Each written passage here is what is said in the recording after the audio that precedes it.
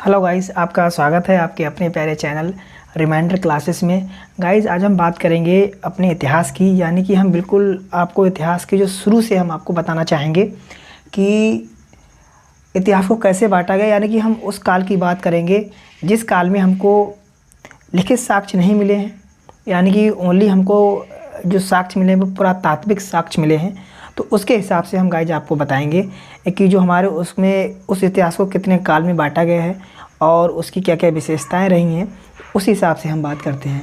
Guys, हमने बांटा है पहले कि स्रोत के आधार पर इतिहास को 3 भागों में बांटा गया है।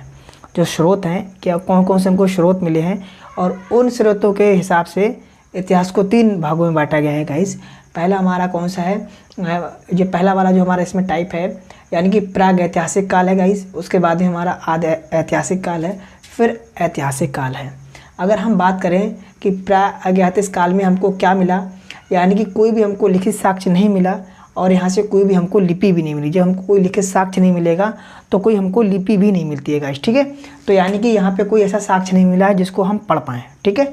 उसके बाद में आती है कि आदि ऐतिहासिक काल। इसमें गाइज आपको लिखित साक्ष्य मिला है लेकिन उसको हम पढ़ नहीं पाए। हमको लिखित तो साक्ष्य मिला लेकिन उसको हम सही से पढ़ नहीं पाए हैं। और अगर हम बात करते हैं ऐतिहासिक काल में, तो इसमें जो साक्ष्य हमको लिखित साक्ष्य मिले हैं और उनको हमने पढ़ा भी है, ठीक है। अच्छा, अब बात करते हैं इनके कि इनके समय में कौन सा ऐसा चीज़ यूज हुई है या फिर कौन सा काल था। तो अगर हम इसको हम कहें तो गाइज इसको हम कहते हैं पाषाण काल, ठीक है। यानी कि यहाँ पे हम पाषाण मीन्स होता है पत्थर, ठीक है। यानी कि यहाँ पर पत्थरों का यूज़ हुआ है और पत्थर के ही हमको साक्ष्य मिले हैं। और उसके बाद में हम बात करते हैं ये वाला हमारा काल है आदि ऐतिहासिक काल में। इसमें जो सिंधु घाटी सभ्यता होती है, तो गाइज वो इसका एग्जाम्पल है। यानी सिंधु घाटी सभ्यता में जो हमको साक्ष्य मिले हैं वो लिखित साक्ष्य है, बट उनको पढ़ नहीं पाए। अभी पढ़ने का काम चल रहा है, हो सकता है आगे क्या हो पता नहीं है, बट अभी उसको पढ़ नहीं सका है किसी व्यक्ति ने, ठीक है। अगर हम बात करें ऐतिहासिक काल की गाइज, तो इसमें आती है वैदिक सभ्यता, यानी कि हम वेद की बात करते हैं इस सभ्यता में। तो जो वेद हैं उनको पढ़ा भी गया है उनके बारे में, और उनकी वो पहली बात तो लिखित साक्ष्य है, फिर उसको पढ़ा भी गया है। यानी कि ये हमारा वैदिक सभ्यता में आता है, कौन सा, ऐतिहासिक काल में, ठीक है। अब ये जो हमारा प्राग ऐतिहासिक काल है, ये सबसे लंबा काल था, ठीक है। यहाँ पर मानव ने सबसे ज़्यादा अपनी उम्र यानी अपनी समय बिताया है, ठीक है, अपना। क्योंकि देखो आप यहाँ से 25 लाख BC से 10,000 BC तक ये जो है इसका टाइम पीरियड, हम काल की बात करते हैं, ये काल है। तो यानी ये कब से कब तक है, ये 25 लाख BC से 10,000 BC तक है, ठीक है। ऐसे ही हमारा कौन सा है, यानी कि फिर हमने क्या करा, हाँ, इस वाले काल को 3 भाग में बांटा। यानी कि जो प्रागैतिहासिक काल है इसको पुरापाषाण काल, मध्य पाषाण काल एंड नव पाषाण काल, ठीक है।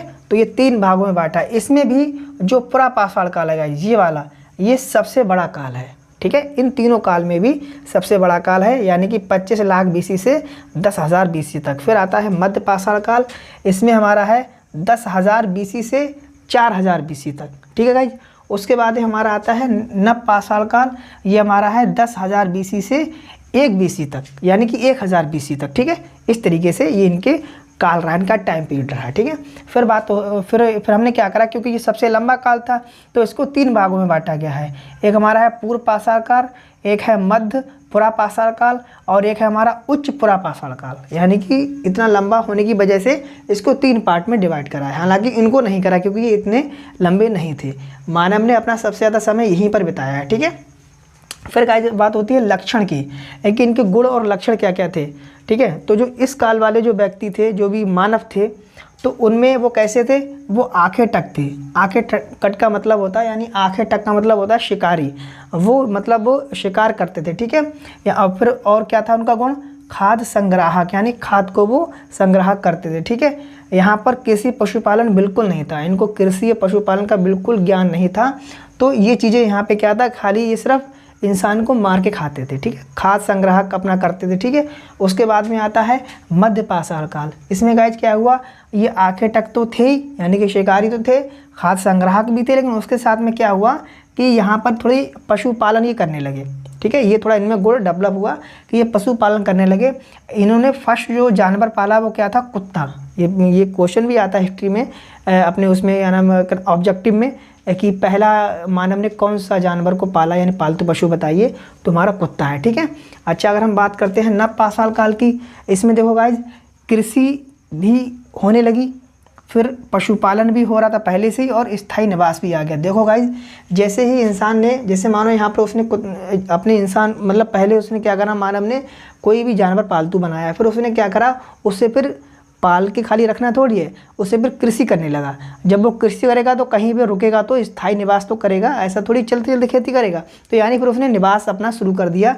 तो यानी कि नवपाषाण काल में कृषि भी सही से करने लगा, फिर वो कृषि की वजह से उसने अपना एक स्थायी निवासी बनाया। तो ये तीनों गुण हमारे नवपाषाण काल में आते हैं। गाइस, यहाँ से क्वेश्चन बनते हैं, वो आपसे क्वेश्चन पूछेगा, बताइए नवपाषाण काल का कौन सा लक्षण नहीं है या कौन सा गुण नहीं है, तो उसी हिसाब से आपको इसमें छांटना पड़ेगा, ठीक है। या फिर ये पूछेगा, बताइए कि स्थायी निवास किस काल में शुरू हुआ, पुरापाषाण काल, मध्यपाषाण काल, या फिर तीनों आपको ऑप्शन मिल जाएंगे, तो वो छांटना पड़ेगा। तो इस तरीके से आपको ये अच्छे से स्टेप याद करना है कि कौन से काल में कौन सा गुण था मानव का, ठीक है। फिर हम बात करते हैं औजार में, यानी कि मानव ने शिकार तो करता ही था।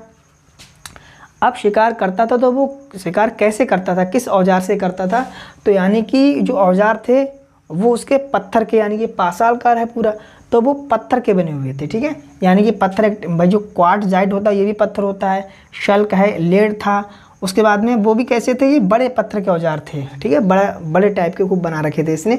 लेकिन फिर यहाँ पे आते हैं मध्यपाषाण काल में, यहाँ पे उसने अपने औजार को थोड़ा छोटा किया, यानी कि माइक्रोलिथ कहते हैं, माइक्रोलिथ यानी कि छोटे पत्थर, नुकीले, शार्प हैं, अपने उसने औजार को थोड़ा अच्छा किया, ठीक है। तो इसमें यहाँ से इतना थोड़ा सा विकास हुआ। फिर यहाँ पे नवपाषाण काल में क्या था, जो औजार थे वो सिलेट के बने थे, ठीक है, बने मतलब कहना सिलेट के बने हुए थे, ठीक है, इतना हुआ। अब हम बात करते हैं महत्वपूर्ण स्थल की।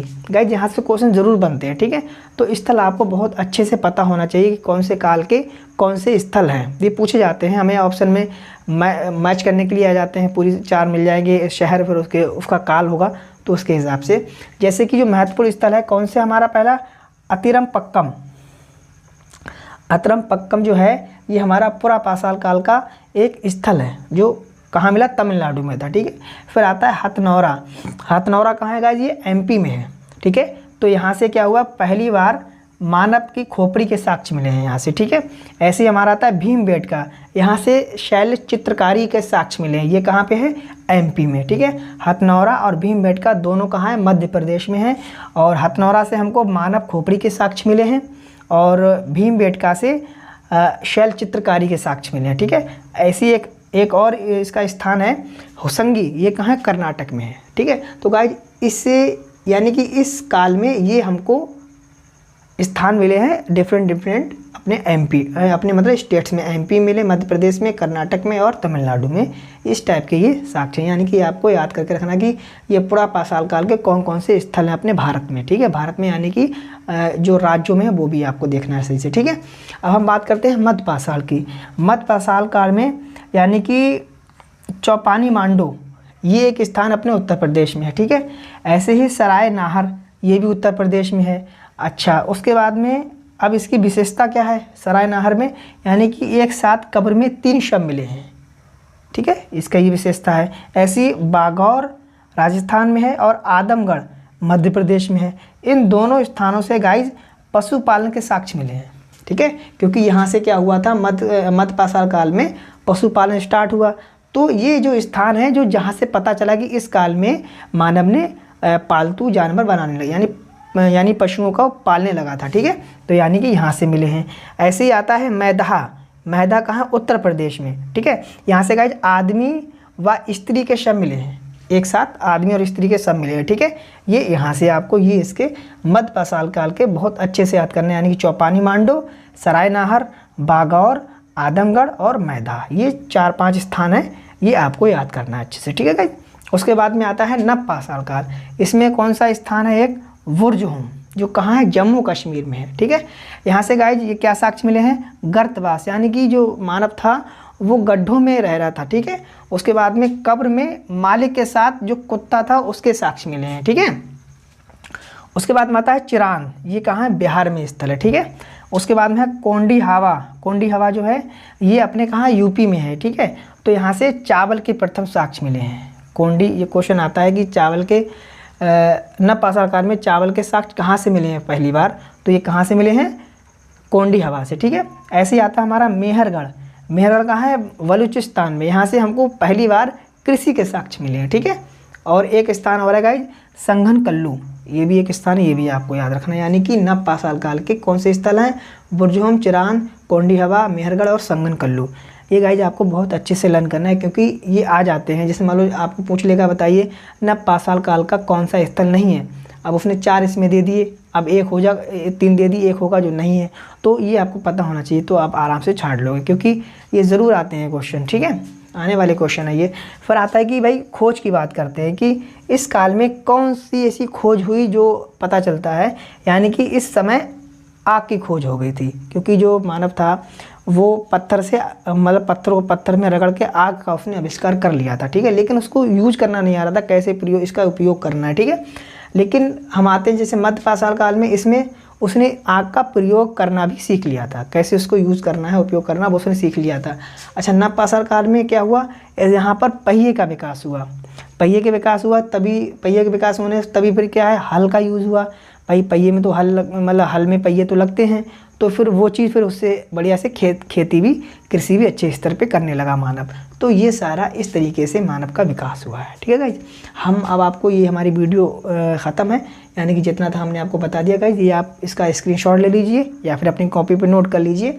हम आपको अगली वीडियो लेके आएंगे जो हम आपको ऐतिहासिक काल के बारे में बताएंगे, यानी कि उसमें हम फिर सिंधु सभ्यता का जिक्र करेंगे।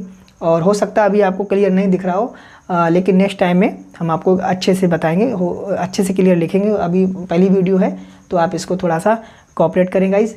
आगे चल के हम आपको एक और वीडियो देंगे जिसमें हम सिंधु सभ्यता की बात करेंगे, सारी उसकी हम आपकी जो भी उसमें फैक्ट होंगे बढ़िया से हम चीज़ आपको ऐसे ही बोर्ड पे बताएंगे। ठीक है, okay bye, thank you so much.